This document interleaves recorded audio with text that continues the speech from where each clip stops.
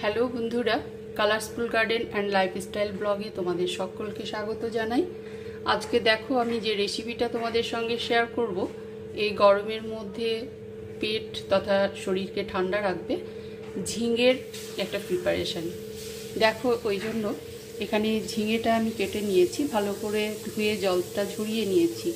এখানে আছে দেখো সজনে ডাঁটা, ঝিঙে এবং আলু ভালোভাবে কিন্তু কেটে ধুয়ে রাখা আছে। দেখো আমি কিন্তু কড়াইতে এটা জাস্ট বসিয়ে দেব।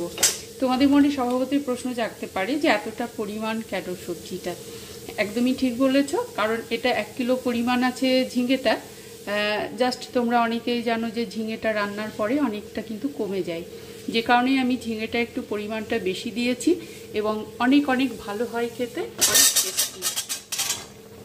দেখো আমি কড়াইটা বড় নিয়ে নিয়েছি এবং দেখো এই যে ঝিঙে, আলু এবং সজনে ডাঁটা, একটা খুব সুন্দর একটা প্লেন একটা সিম্পল একটা সবজি, কিন্তু অসাধারণ হয় আর কি খেতে। আচ্ছা দেখো এখানে আমি নিয়ে নিচ্ছি স্বাদ অনুযায়ী লবণ।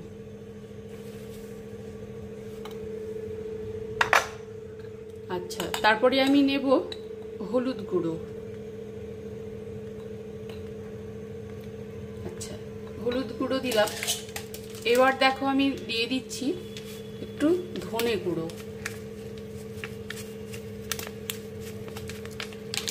আচ্ছা এরপরে আমি দিয়ে দেব জিরে গুঁড়ো। আচ্ছা কোনো রকম কিন্তু বাটা মশলা আমি ব্যবহার করব না, গ্যাসের ফ্লেমটা বাড়ানো আছে অবশ্যই। এইবার আমি দিয়ে দেব দেখো এখানে সর্ষের তেল, কাঁচা সর্ষের তেল।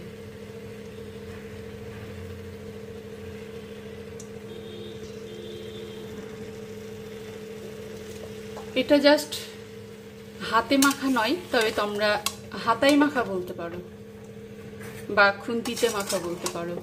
দেখো ভালো করে কিন্তু আমি উপর নিচ করে ভালো করে কিন্তু আমি এই যে তেল এবং যে মশলাগুলো দিলাম আমি ভালো করে কিন্তু মিশিয়ে নেব।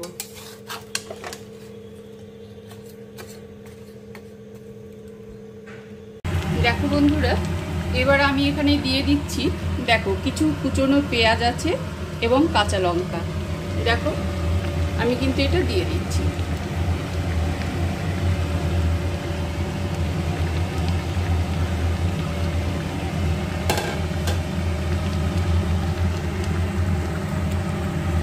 আচ্ছা এবার কিন্তু আমি ভালো করে কিন্তু হাতার বা খুন্তির সাহায্যে আর কি ভালো করে উপর নিচ করে আমি মিশিয়ে দেব।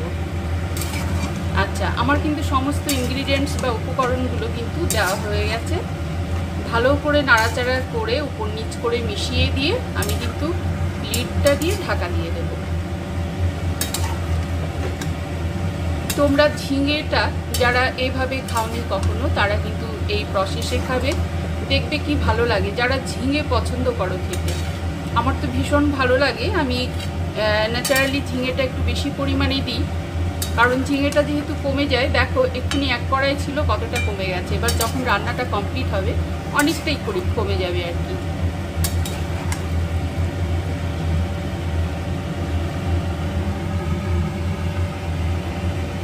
আচ্ছা এবার কিন্তু আমি ঢাকা দিয়ে দেব। দেখো বন্ধুরা আমি লিডটা সরিয়ে দিলাম। ঝিঙের যে প্রিপারেশনটা সেটা কত দূর আছে।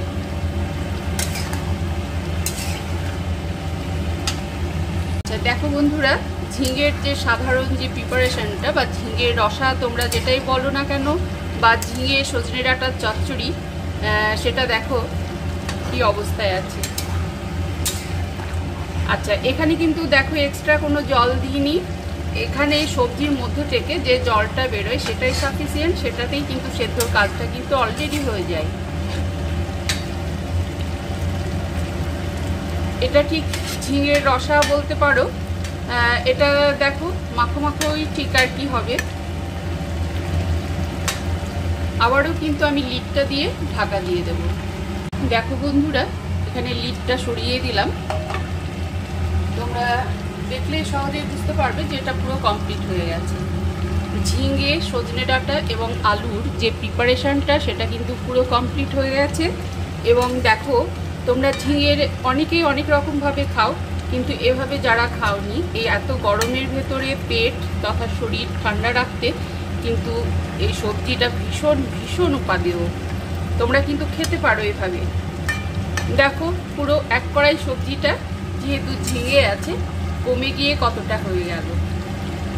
এবং ঝিঙে ভীষণ ভীষণ পছন্দের একটা সবজি এবং গরমের সময় ভীষণ ভালো লাগে খেতে।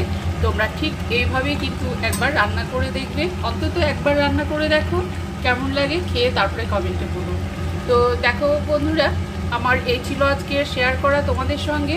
কারণ আমি কোনো রকম গুঁড়ো মশলা বাটা মশলা ছাড়াই আমি রান্নাটা করলাম, খুব অল্প তেল এবং মশলায়, গরমের জন্য যেটা স্বাস্থ্যসম্মত এবং উপকারী।